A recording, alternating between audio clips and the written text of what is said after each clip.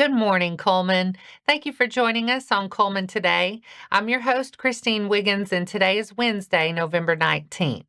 Coming up on Cullman Today, a police chase, crash, and manhunt in Cullman County end with an arrest. Berlin's Town Council tackles road projects, a new utility deal, and community events. And Honey Baked Ham has officially opened in Cullman, just in time for the holiday rush. All this plus sports, weather, and more. Now let's take a closer look at the top stories happening in Cullman today.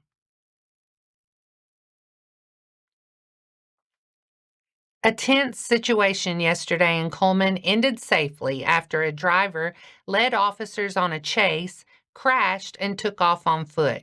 Cullman police say it started with a traffic stop in town when the driver refused to pull over and sped away.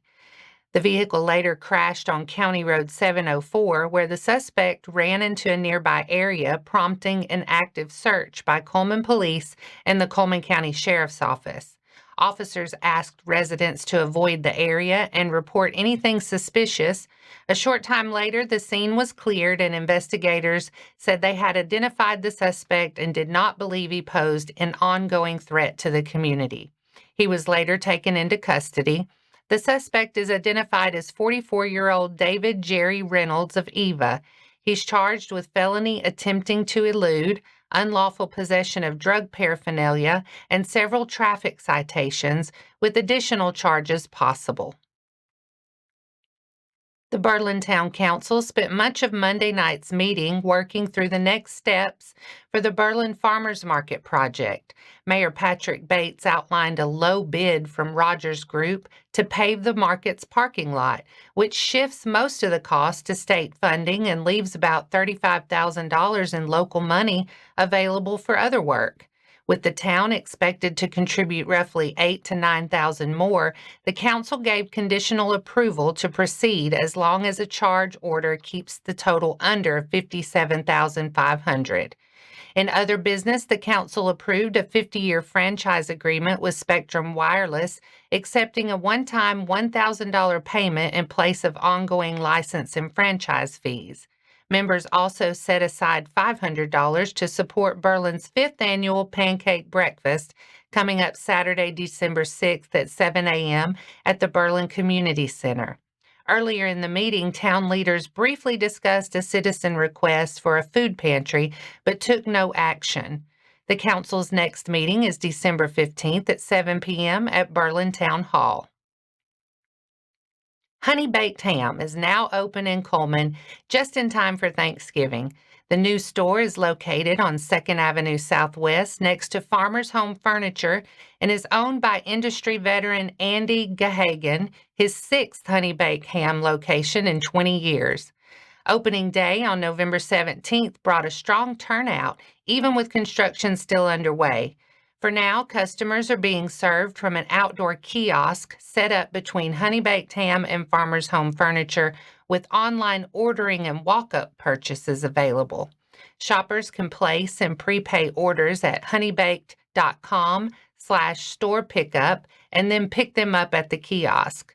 The full 2,500 square foot indoor store is expected to open around December 1st, adding seating for about 16 guests and expanding the menu to include sandwiches, soups, salads, deli sides, and more, along with catering and business gifting.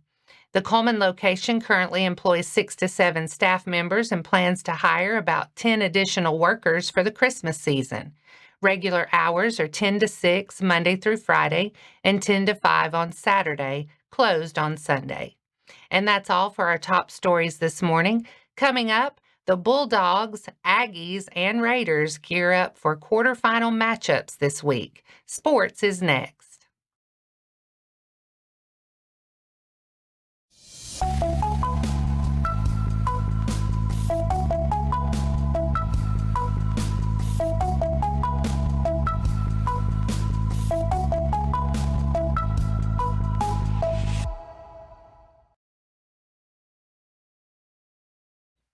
Welcome back. The second round of state playoffs concluded last Friday night, and 3 local teams clinched a spot in the quarterfinal round: the Addison Bulldogs, the Fairview Aggies, and the Good Hope Raiders. The challenges will only get tougher for them in this third round. The 6th-ranked Addison Bulldogs will hit the road to Marion County Thursday night in the Class 1A quarterfinals. Addison is 11-1, averaging 50 points per game while giving up just 14, fresh off a 39-6 rout of Berry Fayette. Marion County comes in 9-3, riding a 7-game winning streak and scoring 39 a game, but allowing 28. Addison leads the all-time series 6-4, and if the Bulldogs keep up their season-long pace, they could punch a ticket to the semifinals. The 4th-ranked Fairview Aggies put their perfect 12-0 record on the line when they host Scottsboro in the Class 5A quarterfinals. Fairview is coming off a 28-13 win at Jacksonville and is averaging 36 points per game while giving up just 14. Scottsboro, 8-4, just routed St. Clair County 42-6 and scores 33 a game. The Aggies are 6-0 at home and a win sends them back to the semifinals for the first time since 2021. And the 10th-ranked Good Hope Raiders keep their playoff run going, hosting undefeated 5th-ranked Plainview in the Class 4A quarterfinals. Good Hope is 10-2 and coming off a statement win at West Morgan 31-7 with a dominant second half. The Raiders are unbeaten at home and averaging more than 30 points a game while giving up just 12. Plainview is 12-0, scoring 44 a night, so a trip to the semifinals may come down to which defense makes the last big stop. All games will be played Thursday night, and we'll be watching to see who keeps the title chase alive. And that wraps up sports for today. Coming up next, author Brittany Hamm headlines today's author talk at the Cullman Library, and deer season means danger on Alabama roads. We'll tell you what the key steps ALEA says can help keep you safe.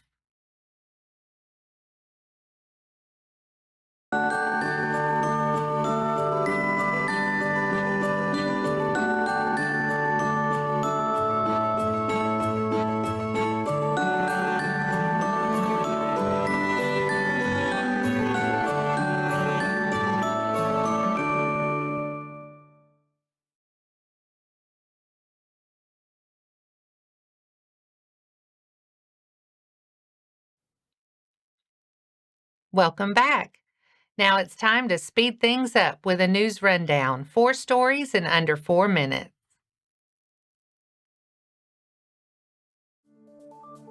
Church at the Well celebrated a decade of friendly competition with its annual chili cook-off on November 16th. Family Life pastors Jeffrey and Ashley Starnes, along with Pastor Mike and Cher Rester, helped organize the evening at the church on 9th Street Southwest in Cullman. Members sampled a wide variety of homemade chilies before judges named 3 winners. Ashley Starnes took the different category with a white chicken chili. Kimberly Wilson won the crowd classic division, and Pastor Mike Rester topped the unique category. After the tasting, families joined in festive games, including a high-energy pie eating contest, bingo, and a cakewalk with homemade desserts as prizes. Church at the Well meets Wednesdays at 7 p.m. and Sundays at 10:30 a.m. Its Christmas celebration is set for Sunday, December 17th at 10:30 a.m. The Alabama Law Enforcement Agency is reminding drivers to be extra careful on the roads as deer activity ramps up this time of year. ALEA troopers investigated more than 1,600 vehicle versus wildlife crashes in 2024, with more than 1,200 of those happening in the fall and winter months during peak deer movement and rut season. Troopers say the biggest danger times are dawn and dusk when deer are most active. They recommend using high beams when possible, watching for multiple deer crossing together, and avoiding last-second swerves, which can lead to rollovers or more serious wrecks. Instead, brake firmly and stay in your lane. ALEA also stresses the importance of always wearing a seatbelt and urges drivers to stay alert, minimize distractions, and report roadway hazards or crashes by calling 911 or HP47. The 7th annual Christmas at the Grotto opens Thursday, November 20th at Ave Maria Grotto, giving visitors a chance to see Brother Joseph Zettel's famous miniature landmarks glowing with holiday lights. The event has grown into one of the site's biggest draws and extended dates this year, running on select nights through December 23rd.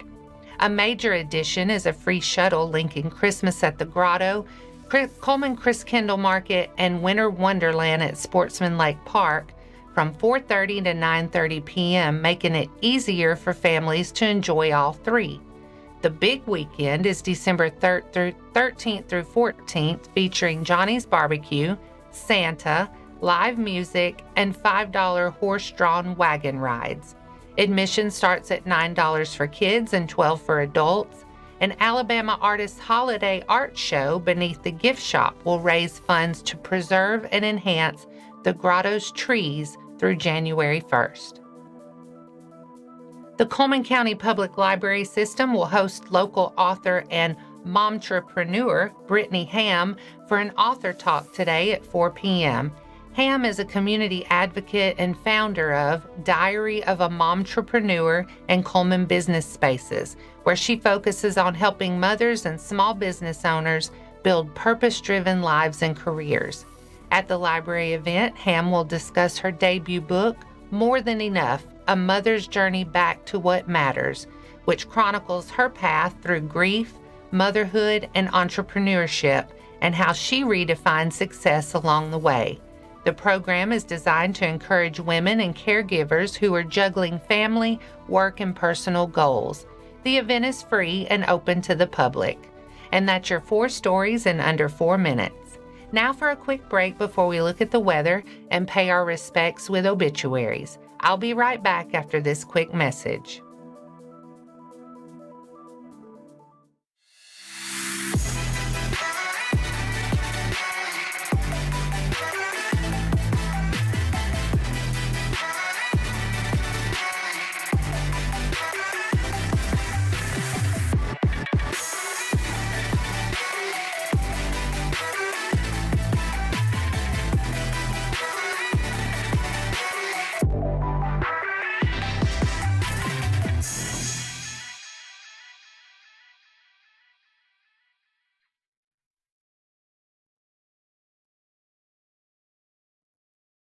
Let's take a moment to pause and remember those who have lost their lives this week. Betty Engel Newman, 96, of Durham, North Carolina, passed away Saturday, November 15th. Funeral service will be held at graveside at 11 a.m. on Saturday, November 22nd at Cullman City Cemetery. Visitation will be from 10 to 11 a.m. on Saturday at St. Paul's Lutheran Church. Billy Bob Nooner, 93, passed away Sunday, November 16th. A celebration of life service will be held at Cullman Church of Christ on Friday, December 19th at 11 a.m. Dorothy Virginia Grimmett, 99, passed away on Sunday, November 16th. Visitation will be held Wednesday, November 19th from 4 to 8 p.m. at Moss Service Funeral Home. A celebration of life funeral service will be held Thursday, November 20th at 1 p.m. at the funeral home. A graveside committal service will follow at Cullman City Cemetery. Fred P. Morris, 87, of Holly Pond, passed away Sunday, November 16th. Visitation will be held this evening from 5 to 7 p.m. at Holly Pond Funeral Home Chapel. Funeral service will be held at the funeral home on Thursday, November 20th at 1 p.m., followed by interment at New Hope No. 2 Cemetery, where he will receive full military honors. Daniel Lee Verner, 60, of Crane Hill, passed away Monday, November 17th. No services are planned at this time. Lena Ruth Bibby Littlefield, 76, of Empire, passed away Saturday, November 15th. A celebration of life will be held Saturday, November 22nd at Jefferson Memorial Funeral Home and Gardens in Trussville. Visitation will be held at 11 a.m. with a service to follow at noon. Our thoughts and prayers go out to their friends and families. Now let's take a look at your weather forecast. We'll be partly sunny today with a warm afternoon high around 77. Winds stay light, so it should feel pretty comfortable to be outside.